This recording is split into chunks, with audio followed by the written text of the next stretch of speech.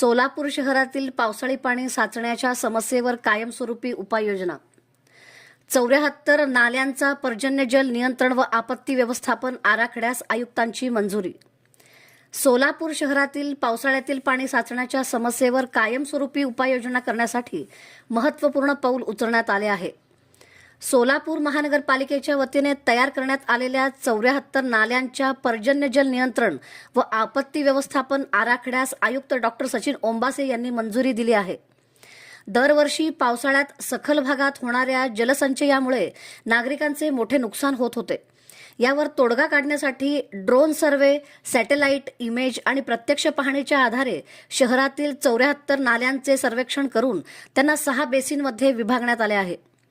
या आराखड्यात नाल्यांची सफाई, अतिक्रमण हटवणे, नाल्यांची रुंदी खोली वाढवणे, भूमिगत नाले, बॉक्स, कल्व्हर्ट व क्रॉस ड्रेनेजची कामे करण्याचा समावेश आहे. पहिल्या टप्प्यात 30 नाल्यांवर प्रत्यक्ष काम सुरू करण्यात आले आहे.